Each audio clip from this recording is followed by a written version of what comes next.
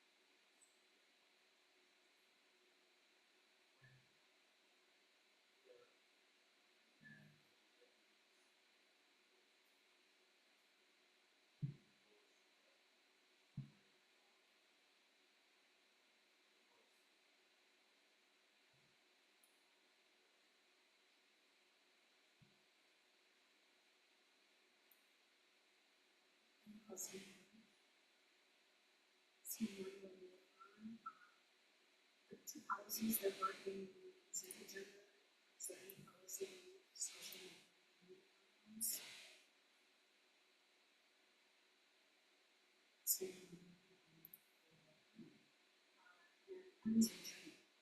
So right now, I think recommends that moving forward.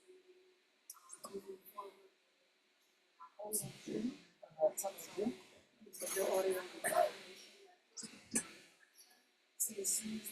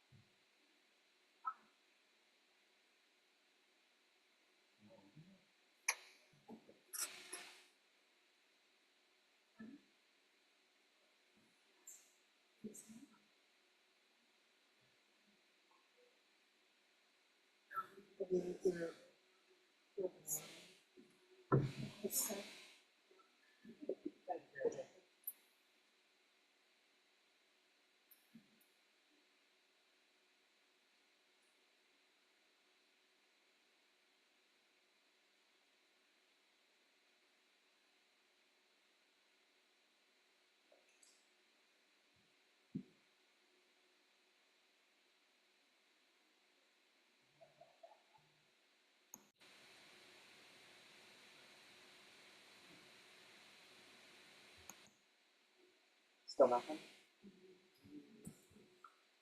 Does this do anything? Let's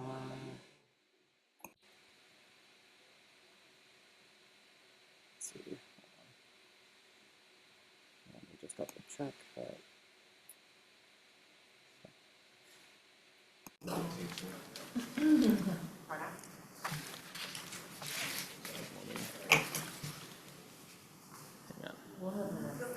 Recording in progress. Testing. Okay, I think it's working. All right, Deb just said we're good to go. Thank you, everybody, for your patience while we were going through that technical difficulty. We're back to our regularly scheduled programming, which is 7.1 legislative updates, and that's Mr. Carpenter and Mr. Pfeiffer. Great. Thanks so much. I will start with the federal update because it is very short. We still remain in a government shutdown. I think the Senate today failed to pass funding for the 10th time. So we've had conversations with our lobbying team in DC.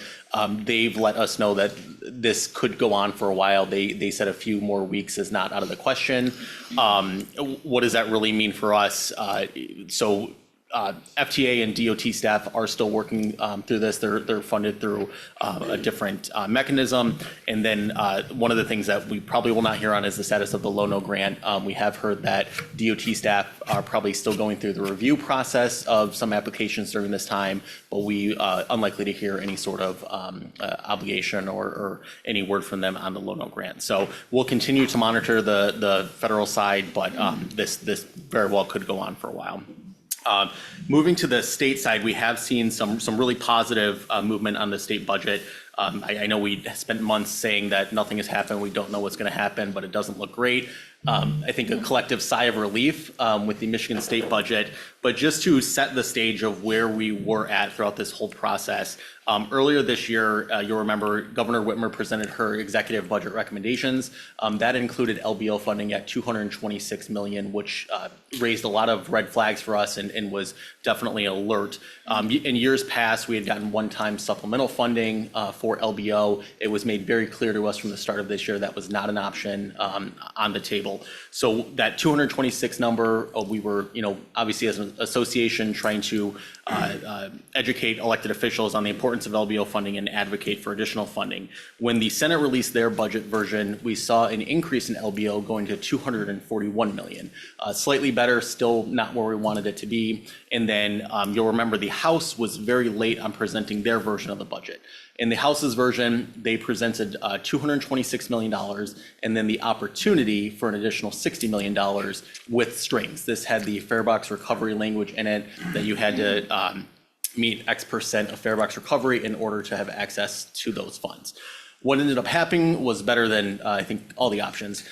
So the final budget that was passed, LBO increase went up to $271 million, which was kind of the haphazard number for our state association, meaning we would basically stay where we're at.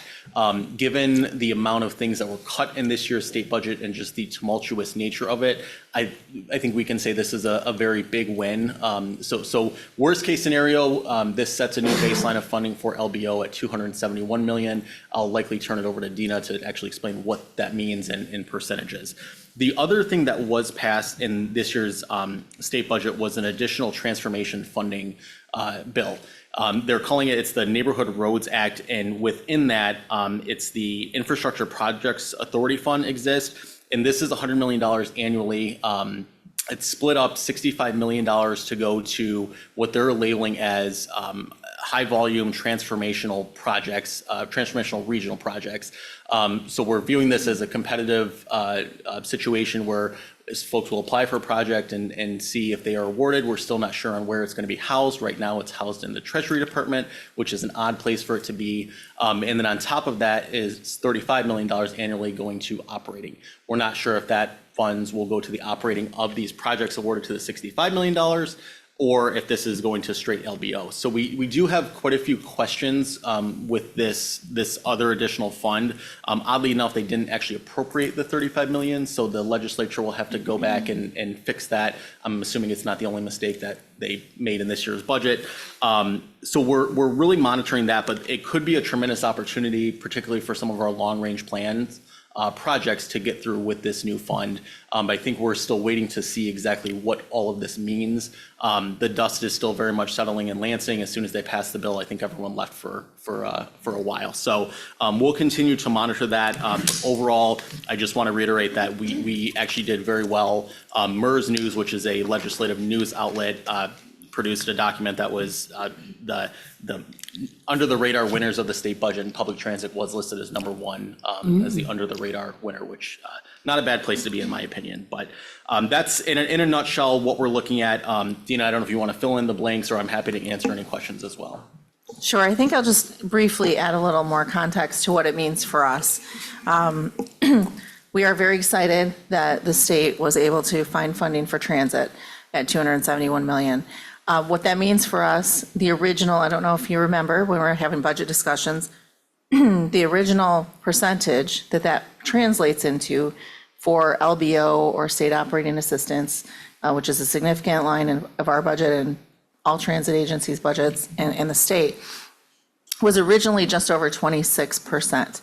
So that's what the $226 million had equated to. So the $271 million is fantastic, and it's set for 5 years, which is another really important thing. They don't usually, that's not always the case. The baseline at 226 was set, that baseline is now 271 for 5 years. So that's meaningful to us. What that translates into for our budget as of right now, and these are preliminary percentages from MDOT, and they are likely to change once they get some other things settled, but it is over 29%. So we discussed in the Finance Committee that although we're very excited and very happy about where we landed, if we compared 2025 to 2026, that percentage is almost the same. So as Jeff kind of said quickly, it really kind of makes us whole to where we've been over the past few years. It's not, it is great, but it's not a windfall in the sense that we're getting more revenue. Now, Jeff mentioned the transformational pool of funding, and that they're still trying to figure out that 100 million, whether 35 million of it goes directly to state operating assistance, or whether it's going to be operating revenue for something else, and it could be related to the capital projects that might get approved. We don't know. If that does go directly to LBO or state operating assistance, like in addition to the 271, our percentages will go up over 30% for sure. So at least in the near term. So that is really an opportunity for growth, excuse me, growth in revenue. But right now we're kind of estimating it at the 29, just over 29%, it's 29.4 and change percent, because that's the latest information we have coming from the state. So just, it's good news because we were originally thinking it was going to be something like 26. So it is good news for the 26 budget and going forward, but it's not a windfall, so to speak. But it does offer stable funding, which is really important. The one other thing I will note is with the additional funding that is set for 5 years. So in 2031, it actually goes to 17 million for the capital side, and then the operating bumps up to 52. So potentially could see an increase. That's starting in 2031. But that doesn't affect the 271 baseline. Correct. So that's the other pool of money, and we don't know how much of that we would actually get at this point. Are there, Susan? Yeah, just a very quick question. There's great news, even though it's not a windfall. Jeff, can you explain what you think is happening at the state? This was a budget where there was going to be stalemate, no spending. I mean, for it to come out this way, what are the politics that would enable this legislative body to put so much of the state resources into transit? What were the values? What were the discussions? Was it a trade-off on something else? So I can understand that. Sure. I think to the budget process in and of itself, I think I mentioned before, if you head into a state shutdown, a government shutdown, everyone looks incompetent. So I think that there was a willingness to really avoid that on both sides. As far as public transit, I think the message and the idea of public transit really resonates with both sides of the aisle.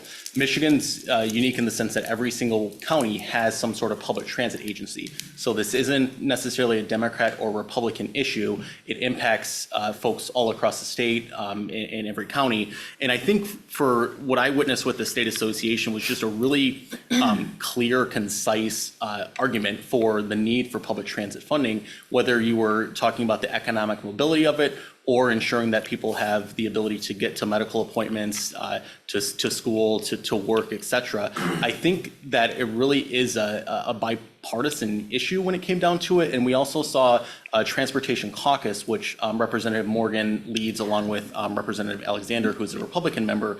That's the type of caucus that can actually help get things done. They can have conversations with leadership. They can really express to them that this isn't a partisan issue and really the need for more transportation funding. And if I might emphasize a couple of things Jeff hit on, the Transportation Caucus, the Transit Caucus from Representative Morgan and his colleagues. It's been around, I think, 2 or 3 years now, but I think it maybe hit its stride. At the same time, the State Transit Association, MPTA, did a fabulous job and much, much more, frankly, than I've seen them do in the decade I've been associated with them. I think their new executive director, John Dolmas, gets a lot of credit for that. but so does our own Jeff Pfeiffer, who is doing a lot of work in the background behind the scenes. There was a lot of radio interviews around the state, a lot of good PR, press releases. The bipartisan aspect of it was heavily emphasized, and I think that did resonate. But I think between the caucus and the state association and, I mean, lots of individual efforts. Jeff and I were back in Lansing, August, September.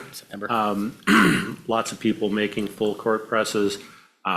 Even grassroots groups like True, which, you know, sometimes can be, do things, maybe not the way I would have done it. But they were in the mix as well and deserve some credit to that. So I think there was a lot of different planets aligning.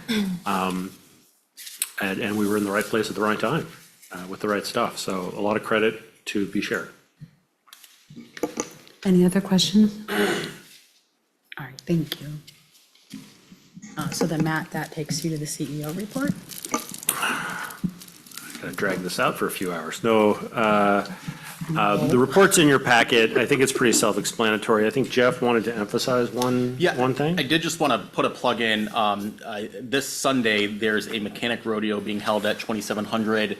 There's going to be very similar to what we did in our open house. They're going to do garage tours and bush wash tours from 10 to 11. There's a lunch from 11 to 12. And then the actual competition will be taking place from 12 to 4. This is the first time we've held this competition. So obviously board members and members of the public are welcome to attend. I think it's just us internally, it's my understanding. So, so it's been a very busy month in the shop, not as much outside, although I think the CEO report really illustrates the PR apparatus that Jeff and company are stepping up. We are much more present in the community than we have been in years past, and I think that's a wonderful thing. I look forward to seeing more of that. I'm happy to take any questions that you might have. Are there any questions? Seeing none, we will go ahead and move on. Next, we will have, there are no emergent items to my knowledge. So then we'll go to closing items, action item recap with Deb.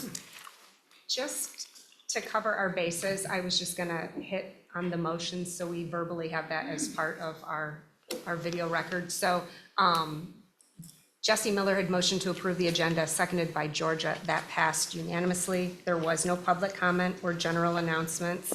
The consent agenda, Rich Chang motioned to accept it, Jesse Miller seconded, and then the motion to accept it passed unanimously. I have some notes that Rich provided some updates on meetings with the city of Ypsilanti meeting, which is in progress, setting up that Matt and Jeff will be at the Ann Arbor City Council meeting this next Monday, Monday, thank you. And also that there's gonna be a recap that Rich is putting together for Ypsi Township. I just want to make sure that that was part of the record, but I had no other items to mention. Not a problem, Deb. Stellar. Next, topics for our next meeting, treatment of the traveling public. We'll hear our fiscal year 2025 quarterly 4 financial report. We will have another closed session regarding labor negotiations. And in the future, we are looking forward to hearing about state funding and how that is done. Just to wrap up then, is there anybody in the public for comment? I have no public comment. All righty then.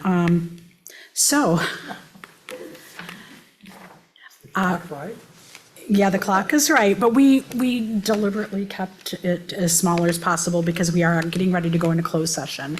So we need to take a roll call vote to go into closed session pursuant to 8C of the Open Meetings Act. This closed session is for strategy connected with the negotiation of a collective bargaining agreement. So I'm going to read your name and I just need a yes or no response. Mike Alamang? Aye. Rich? Yes. Susan Pollard. And Pravina. Here. And then Georgia. Yes. And then, Jesse. Yes. Sorry about that, sir. And then I am a yes as well. So we can now go into closed session. Thank you, everyone.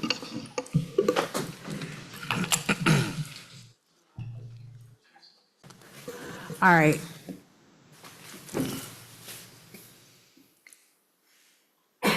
you back on. All right, welcome back, everyone. We are coming out of closed session, and it's time to vote to officially shut that session down by a voice vote of yes or no to vote to go out of closed session. Mike Alamang? Hard decision, but I'll say yes. Rich Chang? Yes. Jesse Miller? Yes. Pravina Ramaswamy? Georgia Valentine? Yes. And I myself am a yes. And then that leads us to our final bit of business. Oh, Susan, why? Where did, She brought me last. you are. I'm so sorry, Susan. Thank you. I'm so sorry. I apologize. Thank you for catching me on that. And then lastly, we have a motion for adjournment. Georgia and Susan, all in favor, raise your hands. Have a great week, everyone. Thank you.